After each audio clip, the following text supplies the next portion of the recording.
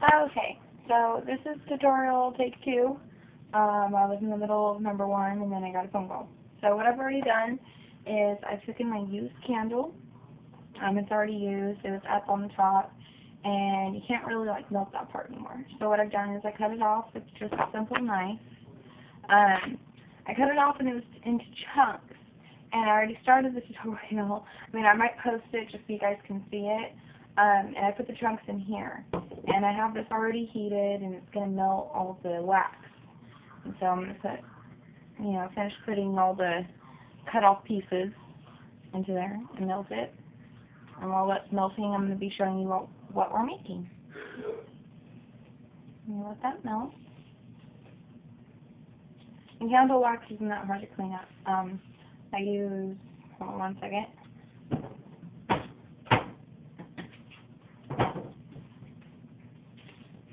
The Clorox wipes, and they work wonderful. Cleans it right up. But what we're going to be making is this. It can float in a nice glass with stones at the bottom. It's a floating candle, basically. And you make them out of eggshells.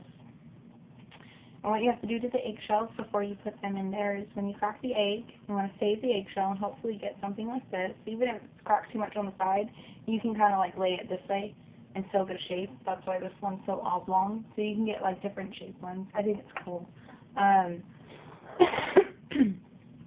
Meanwhile, you want to stir this every once in a while with the same cutting tool so you don't mess up and dirty too much. And so what you do is you put them and you wash them. I just use this soap, Dawn Hand Renewal. By the way, this soap is really good because it cuts out the grease. It works wonderful and it does not dry out your hands at all. And it doesn't hurt my tattoo at all either. So you use that and you kind of wash it out. You be really gentle, and then you want to peel out. It's going to have a little peel. So it's kind of hard to explain. I'm not sure exactly what it is. You can probably look it up to find out the actual name. I would love a comment of the name because then I can post it.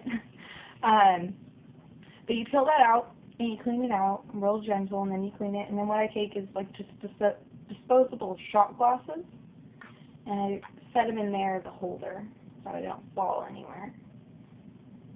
You kind of just set it in there the way you want your candle. So it's like that. Oops. Slowly stall it for a second. Okay. You'll know once it's finished melting, once everything's just kind of like in liquid form. It kind of looks like simple syrup. If you don't know what that is, simple syrup is just sugar and water mixed to make like a syrup. And the steps you take is you're going to need a spoon. I use just a metal spoon because it makes cleaning easier. You can use whatever you want or find. I'm all about the scavenging DUI. I'll make up a better name for it. And then, now that it's melted, what we're going to do is turn off the burner. Important. We're going to take it and kind of lean it this way so we have a pool of it. Take our spoon and just fill it up until it's where we want it. I need to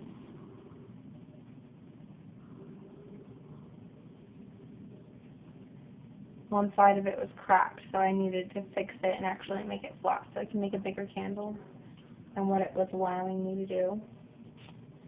And I go right up to where the lowest crack is because you don't want it to go over, because if it's a plastic shot glass, it'll make it melt. So that process is done. Now what you're going to do is take any kind of string. These are more for show for me. I'm not going to be burning these, so I just take any kind of little string I can find at that Zoom. It's just like twine. But if you really want to make the candle, what you're going to do is put like these little metal beads, and you string it through, and you tie it on the bottom, and then you tie, but this part is what you do. The same. What you won't do differently if it's just for show. You tie it around a pencil, pin, whatever, and then you're going to stick it in the center. This one's too long, so I had scissors and I have nothing prepared anymore. Let's use a knife. So I'm going to cut it a little bit smaller and see how that does. Let's see. And that barely touches it.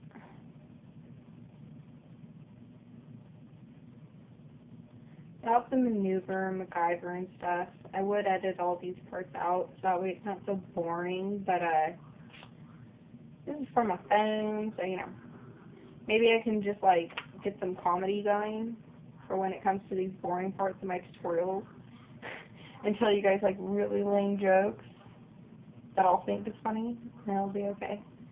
So you want to straighten it, kind of dip it a couple times so it gives it the strength to straighten. So let me do this in front of the camera. So I have it in there, I poured it in there, and I'm kind of like dipping it and getting some candle wax on there. If it's too hot for you, you can wear gloves, but I don't really care. There. Now it's centered. Who cares how it looks under the candle wax? Because you won't really see it. It'll dry, but you want it to go straight down the center. So you just kind of put that off to the side and let it dry. But what I've done for you is pre-prepared some things.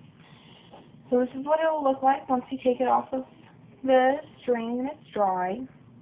And this one I got especially just to show you guys because some of it's fallen out and made it stuck. So I'm going to show you how to get that out of there, if I can do it. So I don't end up breaking it. Let's see. How am I going to get this sucker out? Let's see.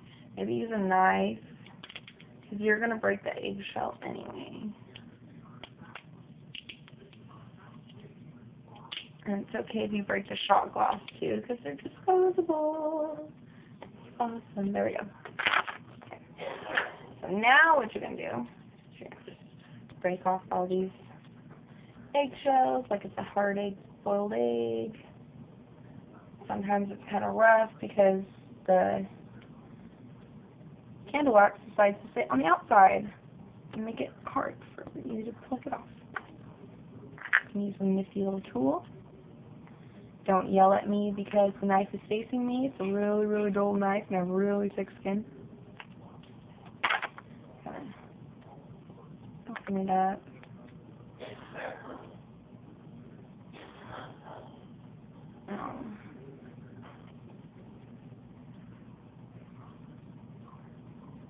Ooh, this one's a little tough one.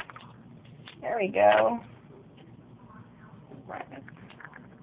I'm gonna like rub it out and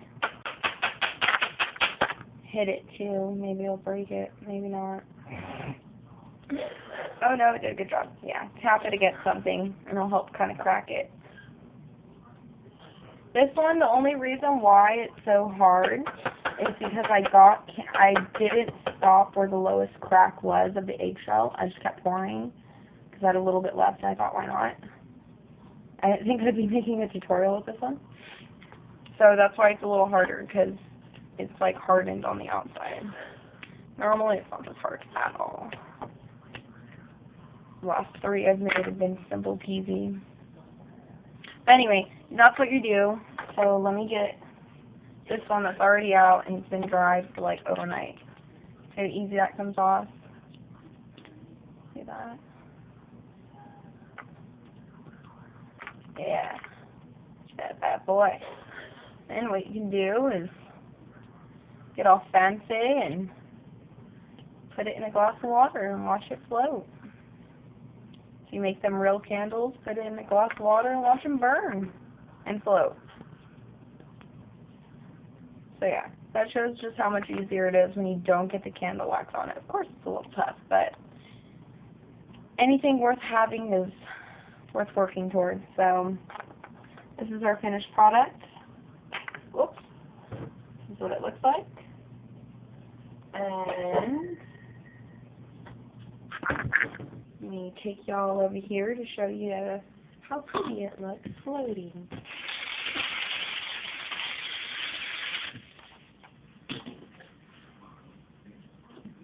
There you go. And these are, do you like candles? Mine are for show.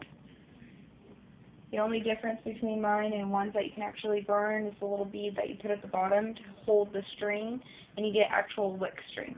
But I hope you enjoyed the tutorial, and I hope you stay tuned for a lot more. Thank you. Bye.